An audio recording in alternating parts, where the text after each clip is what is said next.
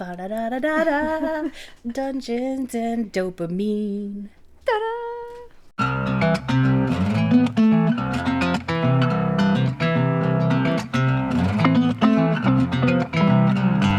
Hello, and welcome to episode 71 of Dungeons and Dopamine. I'm Jess. I'm Brie. And we did not come up with a pre-thought of topic for this intro. We're just happy to be here. You know, we are. We're in the dope office with a closed door, despite the fact that it doesn't have trim around it. But still, it's a door and it's closed. There is a door. It can close. It looks great. There's trim on the other side. So if you weren't in here, it would look even better. Exactly. In fact, Lee. You have to sit out there to record. I don't know what your topic is this week, but did you have a hard time at all with your... No, I stayed with my Brie Gets Her Shit Together Part 2 nice. Okay. series. I searched... I don't want to give away exactly what I searched. I looked up something specific. Not a specific story or case or whatever, but I searched a specific thought process and came up with my story, which I have heard before, and I didn't realize I had heard it before. Oh, fun. I love her. I follow someone named Bailey Sarian, and she does Murder Makeup Mystery Monday, and she tells a story while she does her makeup on camera. Yep, I've heard about her. And I love her. And she's my hero. Came up with a story. I listened and researched a very much amount of this, and I don't know if I want to say that I'm excited to tell this story. So it's not a good story. It's a great story, but it's not a good story. Oh boy. With that being said, on that note, everybody listen up. Here we go. Just a trigger warning. This is kind of graphic. It's not, how do I want to say this? It's not explicit. I'm not gonna curse a lot, or I mean maybe at all. I think I might have written something in here that's cursing, but it is a graphic story. Okay. So just a heads up. I'm going to tell you guys a story about Sarah Stearns and her friends and family. She was born in 1997.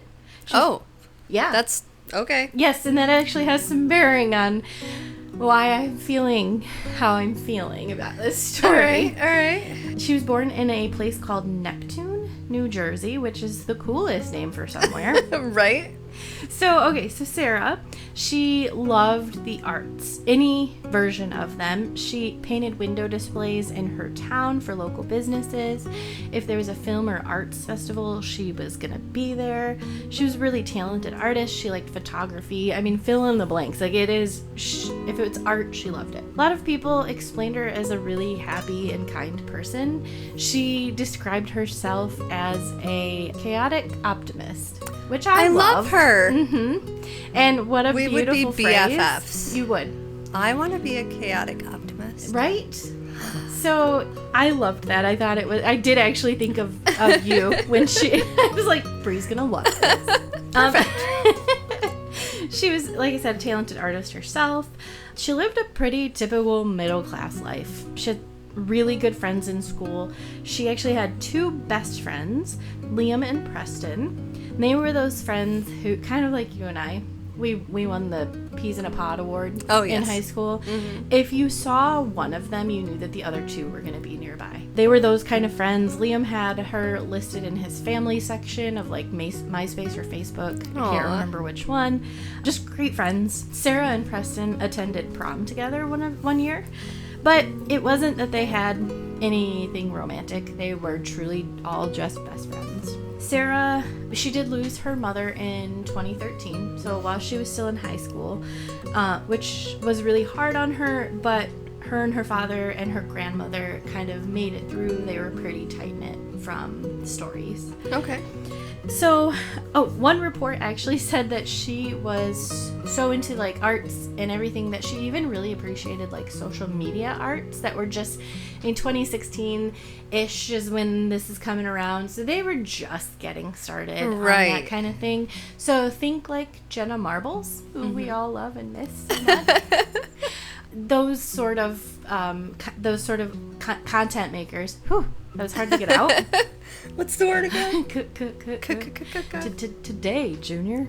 She actually was, I don't know if you'd consider it friends with them, but enough that when, of course this is where this has to go, when she disappeared, they actually talked about her and sort of supported the search and encouraged anyone who knew anything to reach out. So good enough on with them that was the case. Right.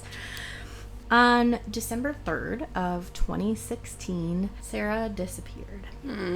So let me tell you another story. An Uber driver, and apparently Uber was a thing in 2016, which I did not realize it was that old. Right. And it's not very old, but I mean, that feels old. Right. I did hear the police recording of this, and that is one thing I will tell you. This case feels so much more personal because I was able to hear all of it. Oh. I could hear all of these police reports and police calls and even body cam footage. Ooh, okay. And it's all out there. It's all out on the internet for you to find. This Uber driver called.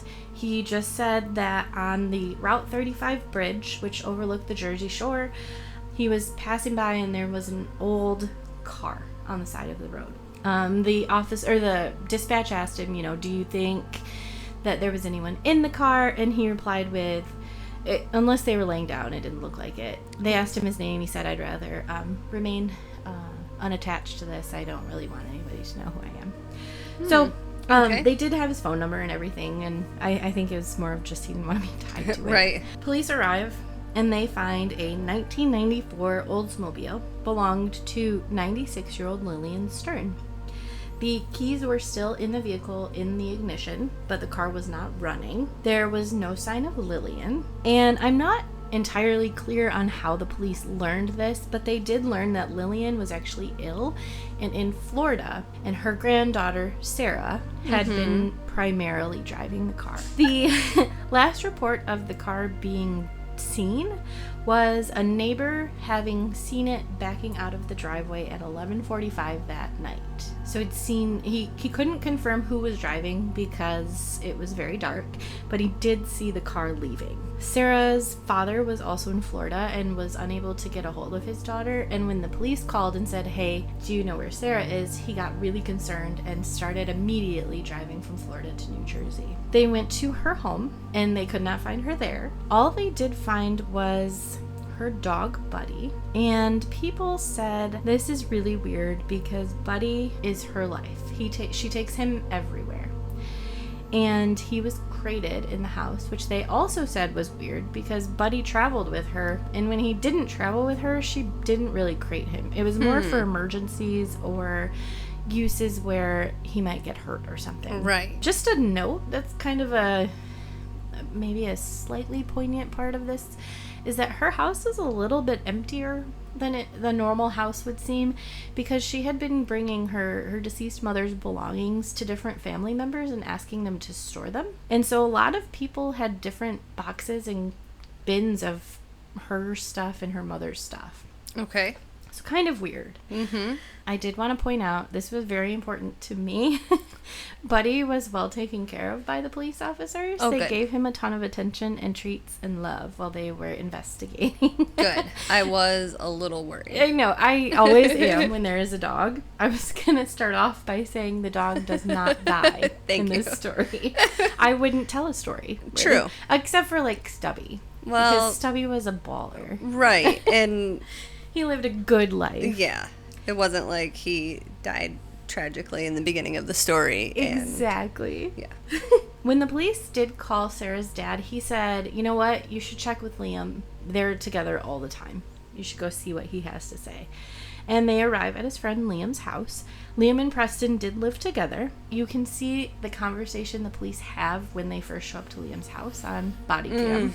Liam he's not super concerned. He says, I was with her today. We went out to lunch and she was feeling a little bit down. She's been a little bit down. There's a thing between her and her dad and some money from her mom passing away that she felt like she was owed and her dad didn't want to give it to her. And he's just saying, there were some tensions there. She was upset about her grandmother being sick. She's just having it really rough. And he said she kind of wanted to get away. In the event of this investigation, it does come out that she and Liam were talking about moving to Canada together. He hadn't mentioned that in the talk, but it just shows you how close they are, how much he knew about her life. Right. Police, of course, started to suspect that Sarah may have thrown herself from the bridge. When Sarah's father spoke to the police, though, he had a different story. He said that at this point, Sarah and him had a really good relationship. He said that she would never have taken her own life. He even claimed that she expressed to him that she was finally feeling like things were really coming together for her. She had recently come across some money that her mother had stored away in one of their family homes. I guess they had two different family homes. I don't know if it was father and mother divorced or if it was just a New Jersey double home situation thing. So now you're kind of go, what story is true? Who's telling the truth? Was Sarah being duplicitous? I mean, was she presenting one way in her family's eyes and then showing her real self to her friends, or vice versa, or... Exactly. Some interesting, just short points to point out. Sarah was tasked with painting a miracle. Well, no wonder she ran away. I would too. That sounds Encanto.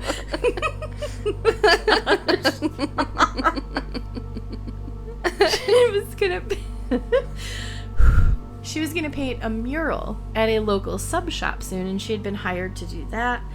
She had plans in the Christmas season to go visit New York to see a play. Which we know is amazing. Yeah, exactly.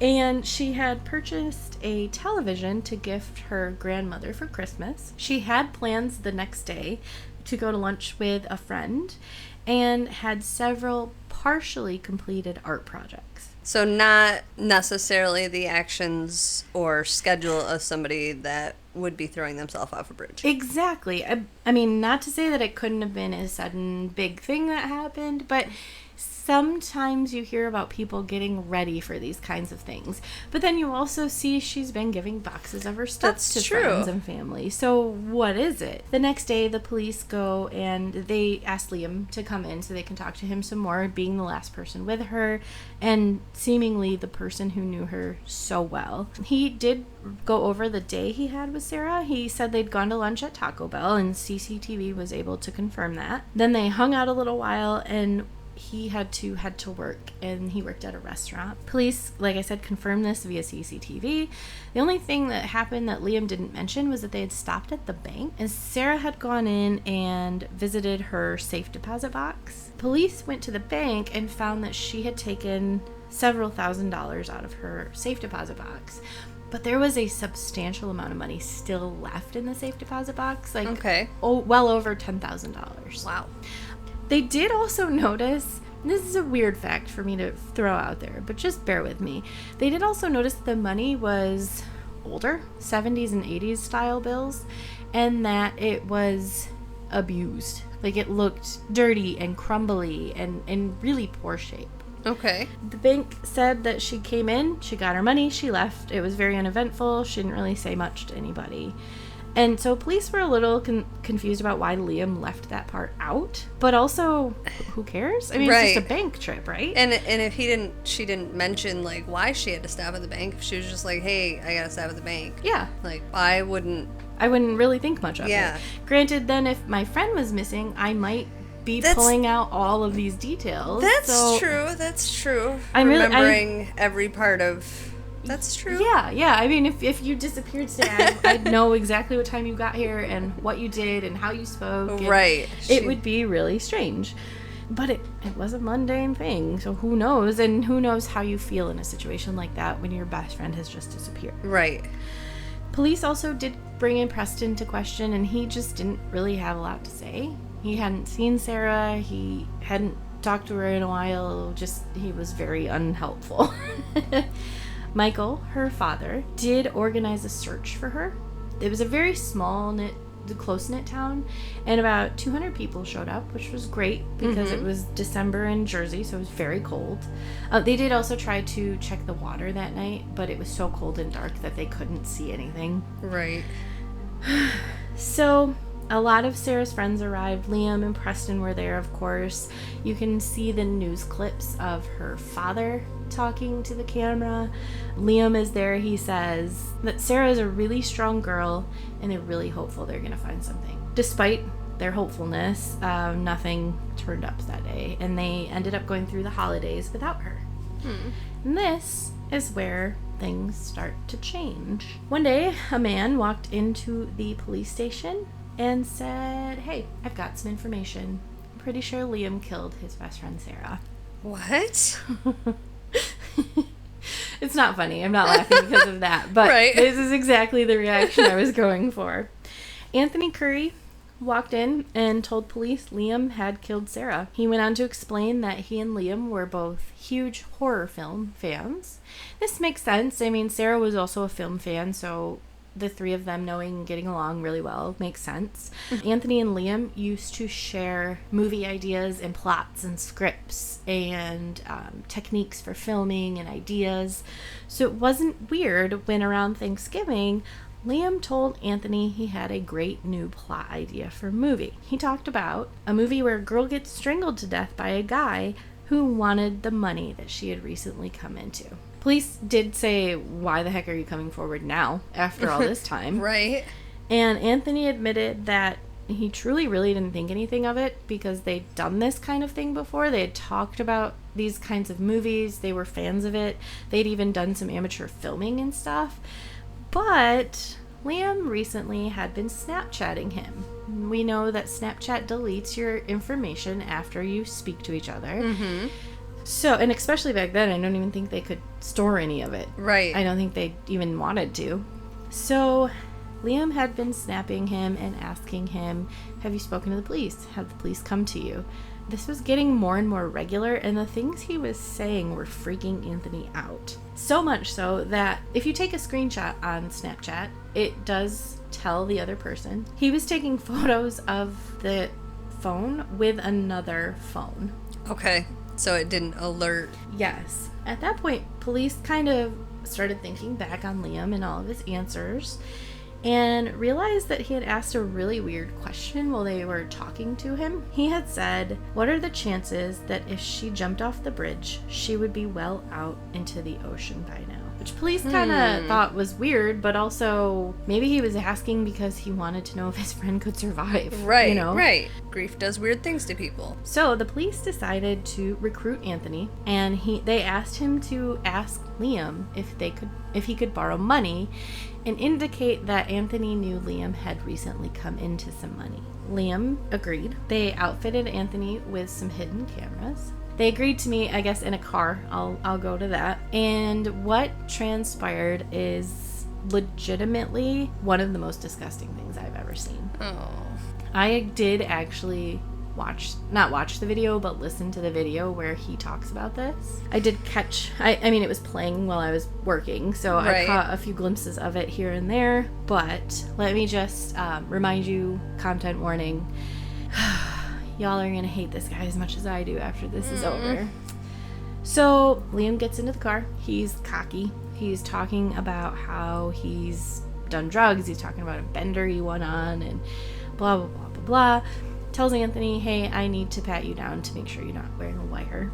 And does. And I will give Anthony kudos because this boy, like, kept his chill the whole time. Right? I would have been pooping myself. I'm like, I gotta go. Exactly. Just kidding. He mentions that the cops have been on him, and Anthony kind of says, why, what's going on, you know? And he admits that he basically hung Sarah by holding her up by the throat and strangling her. Oh my goodness. I'm going to quote him on this part, and you're gonna freaking hate him. I censored myself. He says, I basically hung her, and she pissed herself and said my name. Then she started to, like, seize or something. So I put her on the floor and stuffed a rag in her mouth in case she, like, threw up or something. So he's explaining this with less emotion than I am right now. He's just telling it like he's reading it off of a page. Oh my goodness. He talks about how he was worried that her dog might attack him, and then criticizes the dog because it just sat there and watched. Oh my God. Which also makes me want to cry because the dog had to watch puppy. his owner. Yeah. And who he thought probably was a friend. Yeah. She brought him everywhere and they hung out all the time. Okay. He then said that he started to panic because he realized he had lost his phone. So he left her on the floor and got a hold of Preston in a panic, which Anthony remarks at that point how dumb that was. And he said, what were you doing, man? Like, what were you thinking, man? Right. Liam responds with, well, strangling someone. Like it was a joke. Oh my God. He describes at this point that Preston came in and took Sarah's body out and put it in the bushes. He doesn't say her name. He says her body or the body, or he's just so detached. It's psychotic. He then left work early and brags about how he buckled her into her own car and backed out of the driveway. He even brags that he had been watching her for months to learn how she backed out of her driveway for this moment. Oh my goodness. He drove out to the bridge, says he misjudged his strength because it was so much harder to throw a body over the railing than you would have realized. And then says he panicked at one point because cars were coming. And he goes, oh, I just got like an adrenaline rush. Yeah. Thank you. Hell, I don't know why that couldn't happen in my brain. And he threw her back into the car while the cars drove by. He says, the whole time I'm like freaking out because, could have been a cop car. He calls Preston and tells Preston that he needs some help. And the two of them do it. They leave the car, keys in the ignition, thinking that it might look more like a suicide. He had his day all planned out with Sarah so that he would be seen on CCTV with her, and then go into work. And he just left for a couple of minutes a couple of times to have an alibi. He talks about after this, he casually talks about how he and Preston were gonna go kill a drug dealer that night. Yeah, like what a winner. Like this is just what they do now. Yeah. And he says the guy wasn't there, so, it couldn't happen. But, you think you're going to do these big things and they're going to change how you're feeling or do something for you, but they don't. Holy crap. He also complains that he didn't walk away with as much money as he thought he would, and that he couldn't even use the money because it was in such poor condition. Also proof that he, tied in with the crappy money from her box. Right. So, the two of them part ways. Anthony's, in my opinion, kind of a big freaking hero of the story. Mm-hmm. The next day, the police arrest Liam and Preston. Thankfully. Preston is incredibly cooperative pretty much immediately. He takes police to Sarah's home and walks them through the evening and what happened. Oh. Which is also all recorded for you. Great. If you want to see any of that. So you just had your whole heart ripped out this whole time. Oh, it's so sick. Repeatedly. And it's so real. Over and over. You can read all this. I read all about the disappearances and the murders of other people to talk about on this, but this is so real. It's so current. Right. There's so much I can see and hear about it. Preston also told them that they would find 2 of Sarah's safes buried in the park. And that even though Sarah and Liam were actually moving to Canada, or were talking about moving to Canada together, she was not nearly as grim or depressed as Liam made her out to be. Liam, this is where I wrote in my swear. So, swear warning. Liam, the little squirrel-ass dirtbag. So he actually has the gall to lawyer up.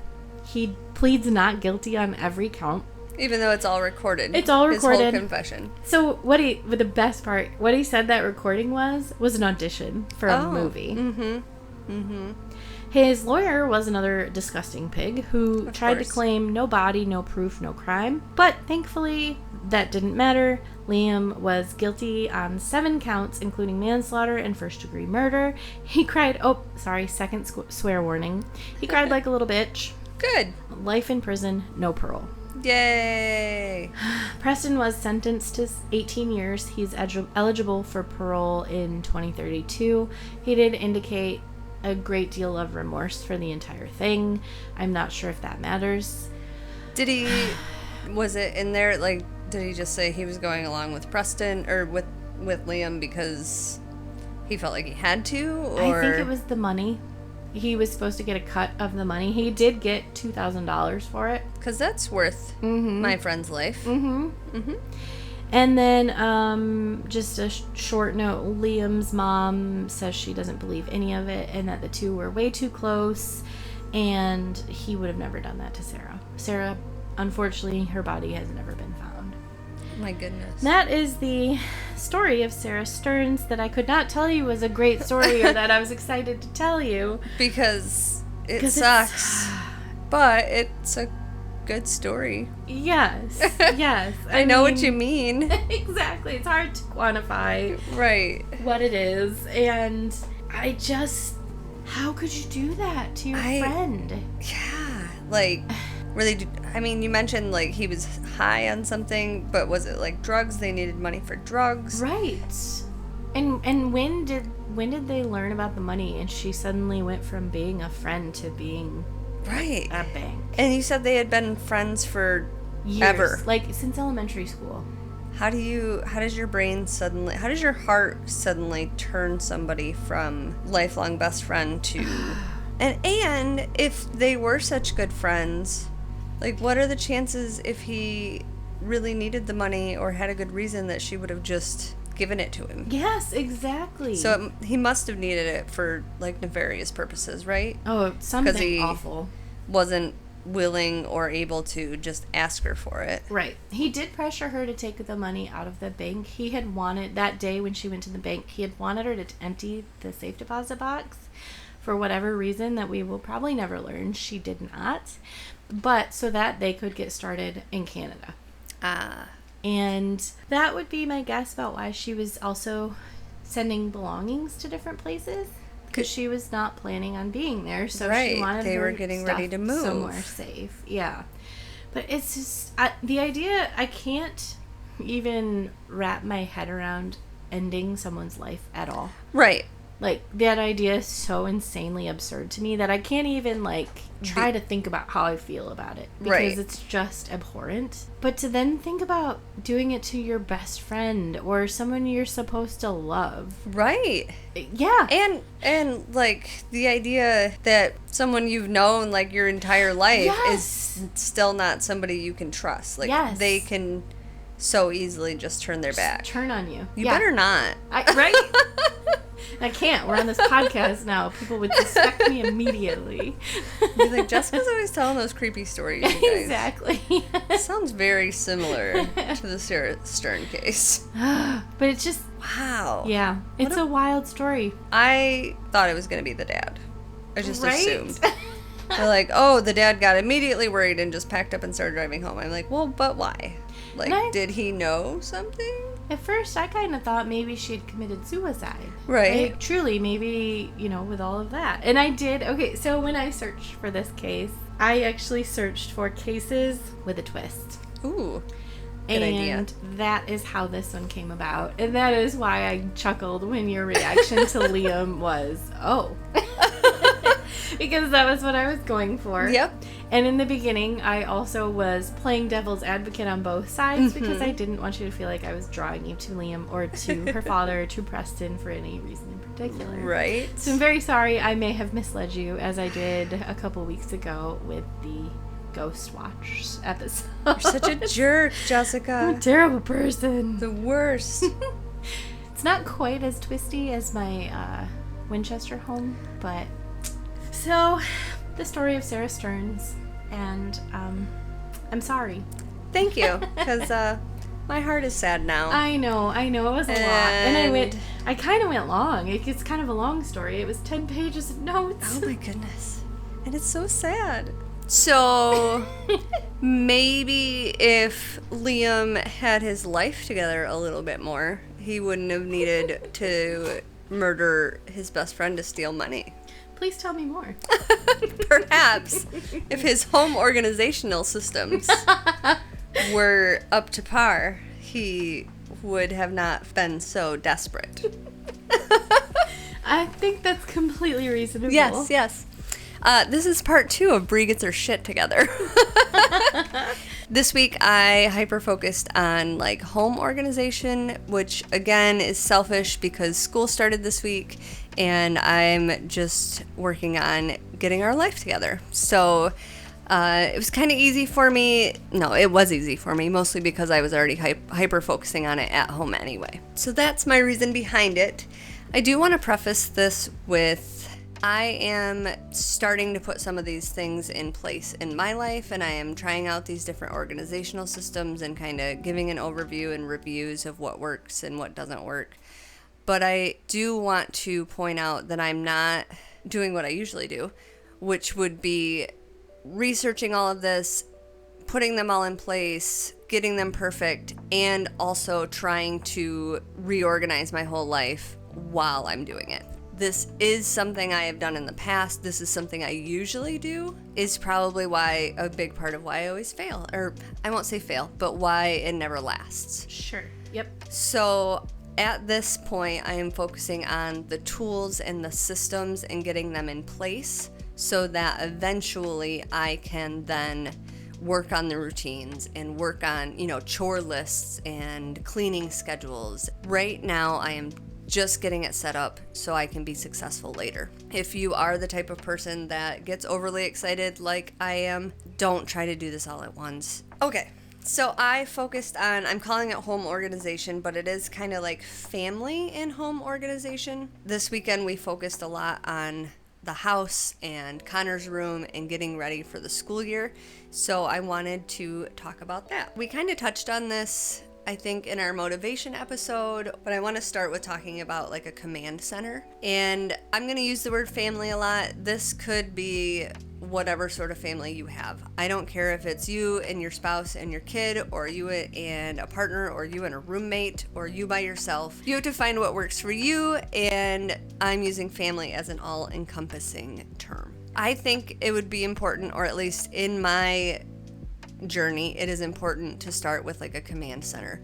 And you can Pinterest this or Google this, it's everywhere, but it is essentially like a focus wall or a focus center where you have your calendar, different schedules. If you're into meal planning, you probably have like a meal planning calendar, different sorts of lists, resources that might be like takeout menus, contact info. And you want to set this up somewhere central to the family. You don't want it in your bedroom if you want it to work for the whole family, and you don't want it in the basement if you want it to work for the whole family. You want it somewhere where it's easily accessible for everybody, especially at a height where it's easily accessible for everybody. And this is exactly what it sounds like, a command center. So it's where you're keeping all of your day-to-day things, whatever's going to help your family stay organized and on task and on schedule. Also with that command center, or maybe depending on where you live, if you can't fit them together, that's okay. But like a drop center. So this might be better at towards the front door or whatever door you come in during the day. And this is going to be a place for like your keys, your mail, notices, sunglasses, just like a drop spot so that everything is contained in one spot. It's always where it's supposed to be. Can I throw out my one big suggestion in Yes. your drop spot?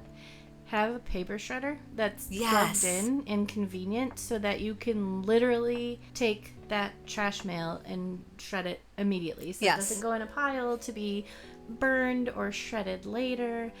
It's gone. Yes. You don't ever have to think about it again. It's right there. You just come in the door with your mail, you drop it right in the shredder. Not in your office where you have to go down the hallway and find it and then put it in there. Or not somewhere where you're going to save up a stack of stuff that needs to be shredded, because you won't. You're going to make that stack, you're going to put it in a doom box, you're going to move that into your office, and then someday you're probably just going to throw it all away without shredding it and just hope that nobody steals your information. Yep. This would also be if you had like mail that you had to send or returns that you had to take to the store, kind of just a spot where everything is where it's expected to be. I would also recommend, depending on where you put your drop spot or how your house is set up, some sort of like charging station there, which could be for your cell phones, depending on what your cell phone rules are in your house. You know, if you're trying to do a lot of screen-free stuff or want to, no cell phones after a certain time, or you don't want them in your room, then it's a good place to have charging there. But even like e-watch or smartwatches that we wear every day, so it's at the door on your way out. So those are your two main areas where kind of everything that you need for your family organization will exist. And now you kind of have to personalize it based on what your family will use and what your situation needs. So I talked about a lot of different things that could go in those areas, but of course you have to decide how to set that up. And you can go to the internet and Google, Drop Center or Family Command Center and get ideas. You can get really cute with these, with different decor. Everybody puts like their initial in the middle, and then family photo. Yeah, family photo, names, cutesy little things. You can add all of that. For the dog with the dog's name, and you hang the leash on it. Mm-hmm. And the dog poop bags, and then so as kind of your main focal point of this area or this command center, it's probably going to be your calendar. And I want to focus just on the calendar for quite a bit. And you have basically three options with this. You can go with the old school paper calendar. You can kind of go middle of the road with a dry erase calendar. Or you can go, now we have access to like purely virtual options or electronic options. Paper obviously is going to work best if you are that type of person that really loves that feeling of paper and pen. You can pick out like a cute calendar with a theme, and it's got all the different pictures. You can make one. Yeah. And Shutterfly now, I think you can even like preload the dates, so the calendar will come printed with like birth dates and anniversaries and all kinds of stuff. You used to even, probably still can, you can probably even do more. You used to be able to even put that person's photo on their birthday date. And I always loved I used to make those a lot for family. And you can, coordinate every month with what holiday and make them super cute. Or you can go to those big calendar stores in the mall and find one with your favorite book characters or, quotes and funny things. Lots of different options. You can buy a bunch of colored markers and stickers, and you can decorate them. You can make them look really cool. And there is just something about if you write something physically, it sticks in your brain better. Yeah. So a lot of people find that having a paper calendar is really useful to making sure that they remember things or they get things done. And then you could set it up. You could choose to have a monthly calendar and a weekly calendar that way. You'd obviously have to maintain two calendars.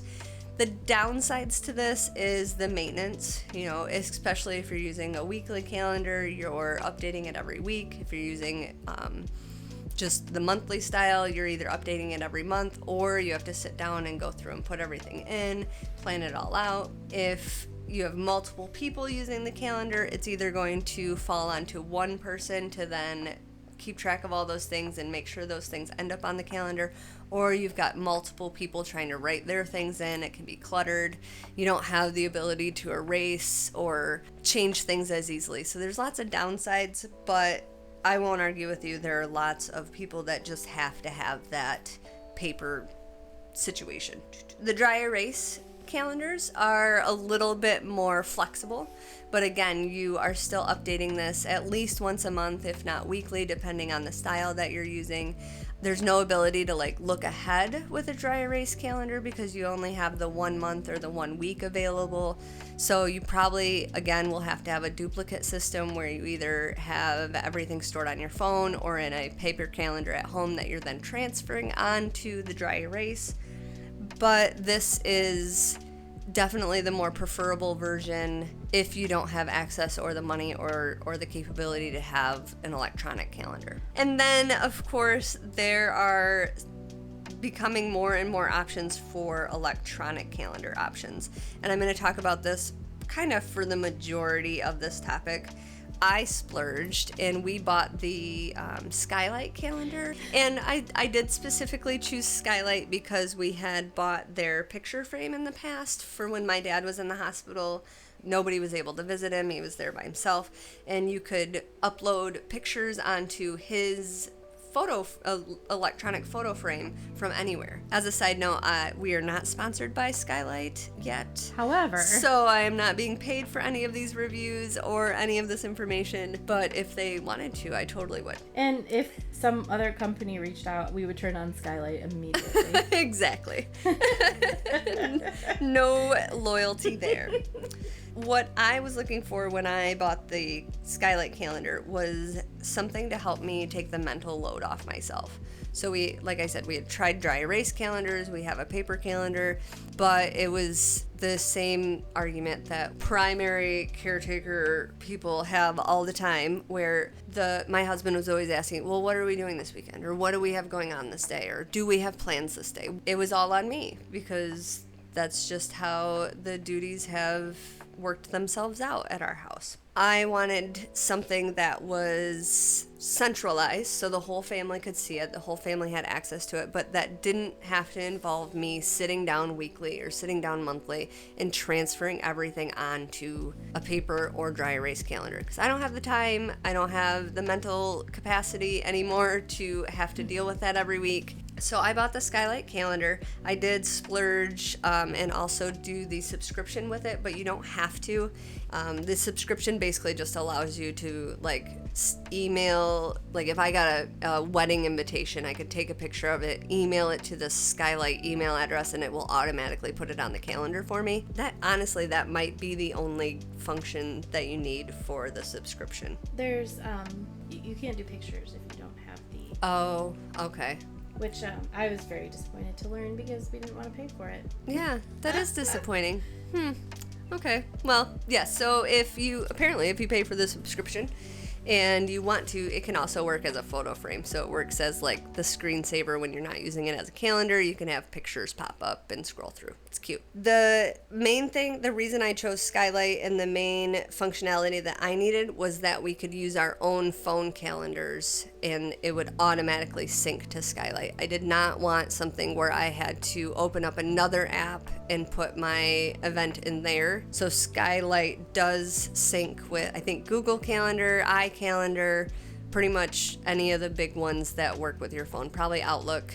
And because it's syncing, you can set up your calendars however you want. So I have multiple calendars through my Google already based on my jobs and Connor's school so that I can color code them. That all works the same within the calendar, so we can toggle on and off what calendars we need or what views that we show. Then the only thing we were training ourselves to do was making sure that we were putting everything into the calendars. We don't have to have the Sunday meetings where we sit down and go over what's in our calendar this week and then transferring it onto another calendar. It all just appears right on the calendar as long as we are taking the time to add it to our phone calendars. I also chose Skylight because beyond the calendar function, which has all of the normal calendar functions, you can do weekly, monthly, daily views. There are 3 other functions. There's a chores list function, meal planning, and just plain list functions. I like the chores list, which I haven't started using yet because, as I said, I'm just overhauling my life right now. But again, it's accessible that Connor could use it, so we can set up all of Connor's chores. Any other chores can go in there and it automatically updates each day. He can go in and click them off, and the next day they just pop back up. I can put them on repeat, so I don't have to again go in and add them every day or add them weekly. I can put them on repeat, just like a calendar event. Then they have meal planning. I did poke around at it, and it's super simple. You can plan breakfast, lunch, dinner, and snacks. You can pre-input meals that you eat often, so it's as simple as okay, on Tuesday we're gonna have burgers, and burgers are already stored in there. It's just a couple clicks. You can add notes, you can add comments. I think if you were adding them from your phone app, you could probably add links to specific recipes. Oh, that's cool. Yeah. And then the list option, which I'll talk more about lists in a minute, but you can create basically any list that you want, and then it can be a to-do list that you check off, or it can just be a regular list. We are going to be using that now, and we're going to be convincing Connor to use it for the chore list. I am probably going to use the list function to also help him remember his daily tasks, like brush teeth, feed dogs, those things. You could use it for grocery lists. You could use it to keep track of reading. You could do whatever you want with it. And like I mentioned, it does also have a phone app. So all of the functionality can be there either on your phone or right on your wall at home. And you can update it from wherever you are. So no more of the issue where like your planner's at home, but you're at the store and ran into somebody and made plans. So this doesn't only happen this isn't just specific to the Skylight calendar, and although the functionality is there, but I think this is probably the second most important part of having like a command center, because especially if you're ADHD, lists are basically your whole life, or if they're not, you should find a way to make lists basically your whole life. Probably for like a home or family organization, you're going to have different options and different types of lists. So I'm going to go over I'm going to go over a lot of different options. Again, you have to kind of work with things and figure out what works best for your situation. Again, this can be paper lists. So if you have your big command center, you can grab a clipboard and some paper and just hang that on there. You can buy cutesy lists on Amazon or Etsy that are to-do lists or grocery lists or whatever you need, and you can put those right on your command center in a little bin or a basket, however you need to do it. But again, I would highly recommend moving to some sort of virtual or electronic option for your lists, or at least some of your lists. A big one we've had a lot of luck with is the grocery list, and this could be, again, on the calendar that I talked about, the Skylight calendar. You can make a grocery list in there. Super easy to add things. I can add it from my phone or from the calendar on the wall at home, and then when I'm at the store, I have the app on my phone, so I have access to whatever that list is. One thing, and I'm going to talk about this in a minute also, but one thing we use a lot for grocery lists at home is our Alexa. So some people feel weird about having these like personal assistant electronic things in their houses. They feel like we're being spied on. But I will tell you that when I look in the fridge and realize I'm out of pickles, being able to just say, "Hey Alexa, add pickles to my grocery list," is life-changing. It's a good thing we don't have an Alexa in this room. No, you would have to buy pickles. It's on the list. And again, that coordinates with an app that I have on my phone, so I can just bring up the app when I'm in the grocery store and I have the whole list there. We like that option for grocery lists versus using the calendar, because I don't have to stop and type anything in. I can just say it out loud. It also means Connor can say it out loud and add things. He doesn't have to learn how to spell it or type it all out or sit down and get the screen and put it all in. Other things that you could make lists of would be like gift lists, or if you have birthdays or holidays coming up, keeping a list of presents that you've bought or presents that you should buy. But the main one is going to be like to-do lists. And this could be anything from house projects that you want to complete anytime between now and 6 years from now. Are you targeting me? Maybe. Errands that you have to do, things that you have to get done for vacation, personal to-do lists, dates to remember, other important events, packing lists, all kinds of things you can make that you need lists for. And again, you can make paper lists. You can buy cute notepads on Etsy that are for all sorts of different categories and reasons and things, or you can find an electronic option or options. You may need more than one option with this. Like I said, we use the calendar at home for lists for like Connor's tasks and things to do, but we use Alexa for our grocery list, and I use Notion for my to-do lists. Ryan and I are also really, really basic, and I still use my notes in my phone. Mm-hmm. I have so many. I actually have folders in there where I sort them. That's where I put my podcast episodes. Mm-hmm. And we use the Shipped app. to Yes. keep our grocery list, because we can just stop and add to that. You don't have to send it in. You can go shop from that. But it also gives you locations, which Right. is really nice. That is amazing. That's a great idea. Yeah, explore what your phone has available. It could be Google Keep. Evernote is free and can be used just for notes.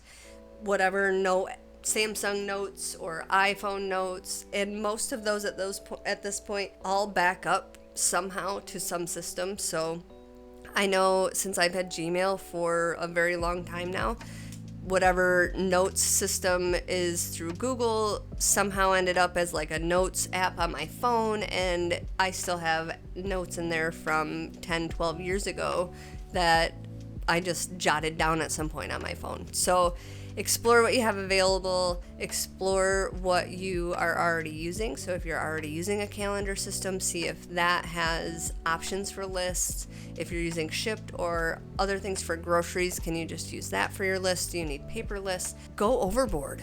Lists are so useful to people that can't remember anything for whatever reason. With ADHD, it's either because maybe we weren't focused enough when we doing whatever we decided we had to write something down or needed a list for. If you're using an electronic system, it's all right there. And it's probably useful enough at this point that it's all right there, whether you're at the store or at home or at work or in the car or in another state. You would still have access to all of these things. And then just some other technology that might be useful. I already talked about Alexa a little bit, but we use that for our grocery list. We also use her for a lot of reminders. Trash night. If you get some of the more high-end, not the high-end, but we have the Echo Show, I believe it's called. You can you can actually make calls or communicate within the house with it. So I can use the app on my phone and be driving home and push a button and speak through all of the Amazon devices in our house. So I can be like, I'm on my way home, start dinner, and it'll just announce it. If you buy like smart home devices like outlets or light bulbs or things like that, you can set that up through Alexa to set up routines. I have a bunch of the Book Nook alleys or whatever they're called that are just these cute little light up book scenes that are on my bookshelves and in between books. I have it set up as a routine on Alexa, so she turns those on as it gets dark at night, and she turns those off at 10:30 every night. So we have it set up almost as a bedtime routine that lights will turn out and things will start turning off at 10:30 as our reminder to go to bed. You can set up lights to turn on at certain times, and you can set them to different brightness levels. So if your kid has trouble waking up in the morning, you can program his smart light bulb to turn on at 25% at 6:30 in the morning. And then at 6:45 it goes up to 50%, so it can start waking him up slowly. You could set it up to play music while the lights start coming on. You can really delve into the smart technology that we have these days, if you're not too paranoid to keep it in your house, to really set up routines that make your life easier, can help your kids maintain their own schedules and get their own routines figured out without having to depend on you. Where I know I'm underutilizing some of these options just because they seem overwhelming to try to figure out how to use, or they don't work right the first time I try them, so then I'm like, meh, probably not worth it. Instead of just taking the time to, get on TikTok and figure out how other people are using these. We've got smart vacuums. We've got Roomba vacuums that you can program to vacuum your whole house while you sit there. Don't do it if you have dogs that might puke or poop on the floor when you're not home, because the vacuum will run right through it, which is the only reason we don't have ours set up. If you have a ton of cords. Yeah, because it will eat those. They have smart appliances now. You can buy a refrigerator that will have an app that will tell you what's in your refrigerator, or you can you can connect to a camera that's in your refrigerator that shows you a picture of your refrigerator so you know what you need. There are stoves you can set up now to turn on at a certain time so you can have it preheated by the time you get home. Automatic pet food and water appliances. Not that I think we should depend on technology or over depend on technology, but for those of us that do need help I think taking the time to hyper-focus and learn about these options and these things that can make our life easier could be life-changing for some of us. And hopefully, just take some of the mental load off of us and help us stop focusing on the admin type stuff and be able to focus on what we want to focus on. And share some of that load amongst all members of the family. Yeah. I think that's it. There was a lot there. I like getting organized. I mean, I don't have a lot to add. I have a ton to add. But it's all in my brain and it's all personal. So I'm not going to. Not personal, I'm not sharing, but personal experience. And I like that you mentioned using rewards such as, okay, if we follow this for 1 week, we'll go to Five Below or the dollar store and buy some cute organizational bins. Some magnets. Or, Connor, you did a great job doing your checklist all week. Then let's go find something for your room to help you organize your homework or something along those lines. And especially this time of year, there is so much of this stuff at thrift stores because people, they're like going through, they're getting ready for college and they're getting rid of the stuff they didn't get rid of last year. Or everybody started in January with all this stuff and fell off their routines or fell off their resolutions, and now they're donating it all to Goodwill. And looking into the future, you've got the holidays coming, so I'm going to empty this out so that I don't have to worry about it anymore. Yep, people are starting to unclutter, so they have holiday stuff. I don't know, there was a ton of stuff when I was there. And that's a great idea, or a great place for especially like whiteboards and dry erase things. There are always dry erase calendars at Goodwill and different thrift stores. I swear I see like a dozen every time I'm there. I would never have thought to look for those there. That's smart. All right. This has been Dungeons and Dopamine Podcast. It definitely has. And what a podcast it is. Scary, awful things and some home organization. It was just such... what do I say about that episode? that story. You can listen to us anywhere you listen to podcasts or on YouTube. Yes, you can. You can also support us on Patreon at www.patreon.com/dungeonsdopamine. You can find us on Facebook, TikTok, Twitter. Nope. You can support us on... No. What did you just say? Find us on Facebook, TikTok, Twitter, Insta, and Reddit. You can also reach out to us on any of those social medias or at dungeonsdopamine@yahoo.com. To be fair, I'm drawing a caterpillar. I'm trying to get it right. Takes a lot of focus. We are Dungeons and Dopamine is edited and published by Argyle Pigeon Productions. Okay, thanks. We love you. Okay, bye.